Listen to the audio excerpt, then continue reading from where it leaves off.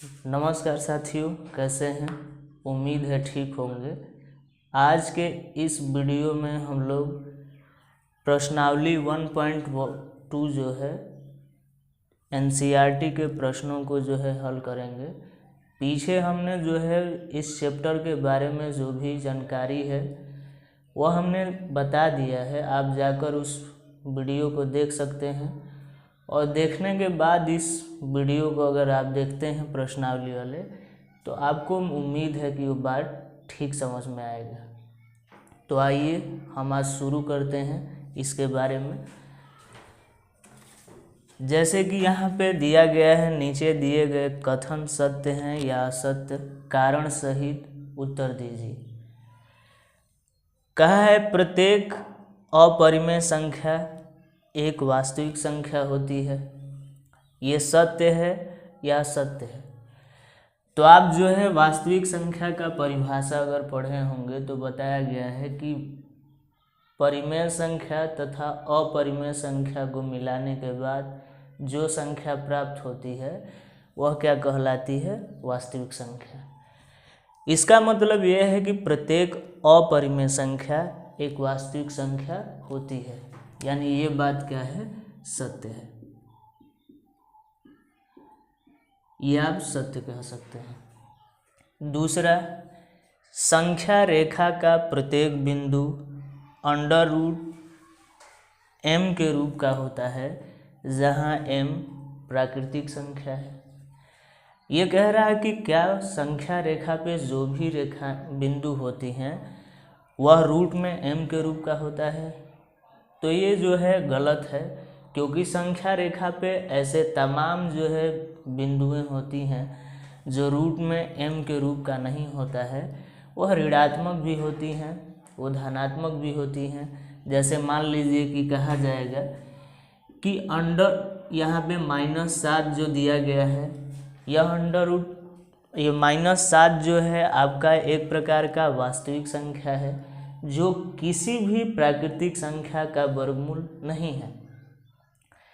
Minus जो है 2 भी ले सकते हैं। -2 जो है आपका वह किसी भी प्राकृतिक संख्या का वर्गमूल नहीं है।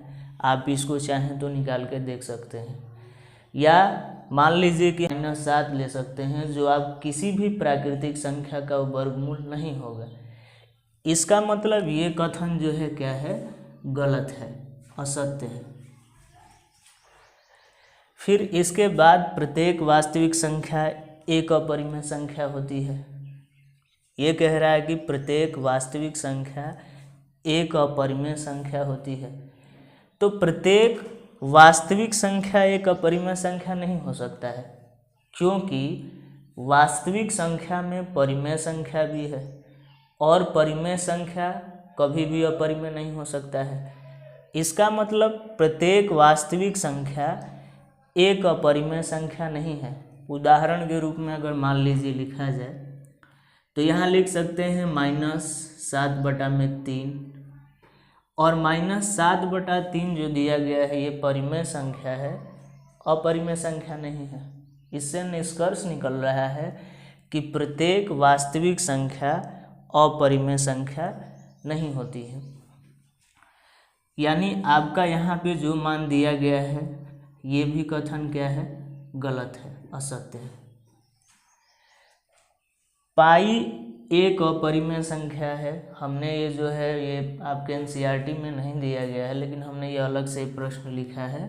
पाई एक अपरिमेय संख्या है। ये बात सही है, इसलिए क्योंकि पाई का दशमलव जो प्रसार होता है वह अनावर्ती अनवसानी होता है, या अनवसानी अनावर्ती कह सकते हैं।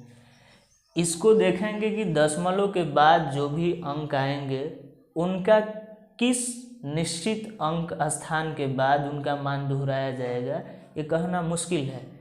आप अगर पाई का मान हमने पीछे बताया भी है, आप देख लीजिए, जो अंक दशमलव के बाद आया है उसका स्थान उस नंबर के बाद ही आएगा, ये निश्चित नहीं कहा जा सकता है। इसलिए पाई एक प्रकार की क्या है? अपरिमेय संख्या है। ये बात सत्य है। फिर यहाँ पे आप देख सकते हैं कि ये दिया गया है कि क्या सभी धनात्मक पूर्णांकों का वर्गमूल अपरिमेय होता है, यदि नहीं तो एक ऐसे संख्या का उदाहरण दीजिए जो एक परिमेय संख्या है। प्रश्न पढ़ने के बाद ये कहा जा रहा है क्या सभी धनात्मक पूर्णांकों का वर्गमूल अपरिमेय संख्या होता है, यदि नहीं तो एक संख्या का उदाहरण दीजिए। तो आप जैसे में इस बात को लिख सकते हैं, जैसे आप कह सकते हैं रूट में मान लीजिए कि दिया गया है आपका 16 और रूट में 16 जो है इसका वर्गमूल जो आएगा आपका क्या आ जाएगा, ±4 आ जाएगा। और आपका यहाँ पे वर्गमूल ± जब 4 आएगा तो आप इस बात को नहीं कह पाएंगे कि यहाँ पे ये अपरिमेय संख्या है। इससे ये साबित हो रहा है कि सभी धनात्मक पूर्णांकों का वर्गमूल अपरिमेय नहीं होता है, वो परिमेय भी हो सकता है, जैसे कि ये उदाहरण दिया गया है। आप तमाम उदाहरण इस बारे में जो है लिखित दे सकते हैं, जिनमें से हमने एक दिया है। फिर आपको ये कह रहा है कि दिखाइए कि संख्या रेखा पर √5 को किस प्रकार से निरूपित किया जा सकता है। तो ये प्रश्न थोड़ा सा करने वाला है, हम इसको बता रहे हैं कि संख्या रेखा पे √5 को किस तरह से निरूपित किया जाएगा। सबसे पहले हम लोगों को यहाँ ये करना है कि एक संख्या रेखा खींच लेना है। संख्या रेखा खींचने के बाद यहाँ पे मूल बिंदु ले लेंगे आप। ये इसका 0 यानी जो बाएं तरफ होता है आपका, ये -1, -2, -3 ऐसे। इधर क्या होगा, 1, 2, 3 ऐसे बढ़ता जाएगा। हम क्या कर रहे हैं कि यहाँ जो मान दिया गया है 0 से यहाँ तक का दूरी जो दिया गया है 2 इकाई ले रहे हैं।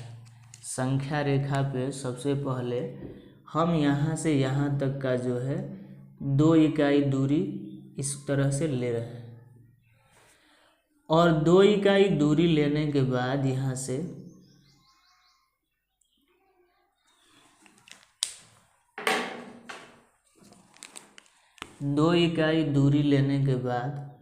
हम क्या करेंगे कि यहाँ नाम जो है कोई भी P रख ले रहे हैं। अब इस पे ये किया जा रहा है कि P पे 1 इकाई का लम्ब डाला जाएगा। यहाँ पे हम क्या कर रहे हैं, 1 इकाई का लम्ब डाल रहे हैं जिसका नाम हम M रख ले रहे हैं, और यहाँ से यहाँ तक का दूरी जो है 1 इकाई है। हम क्या करेंगे कि यहाँ जो दिया गया है मूल बिंदु या 0 जिसे कहेंगे, आप इसे क्या कीजिए, M से मिला लीजिए। मिलाने के बाद आपको क्या करना है कि प्रकार की सहायता से प्रकार को आप यहाँ पे रख के 0 पे, जिसे O भी नाम दे सकते हैं आप, यहाँ पे रखकर और इसे प्रकार से OM दूरी ले लेना है, और इस दूरी को माप कर यहाँ पे प्रकार की नोक रहेगा, आप यहाँ पे एक चाप लगाइए। चाप जब लगाएंगे तो आप देखेंगे कि यह जो चाप होगा 2 और 3 के बीच में एक बिंदु पे प्रतिच्छेद करेगा, और वह प्रतिच्छेद बिंदु का नाम हम यहाँ पे क्या लिख ले रहे हैं, N। तो यहाँ से O से लेकर N तक जो आपका दूरी है वह आपका ON बराबर वो होगा √5।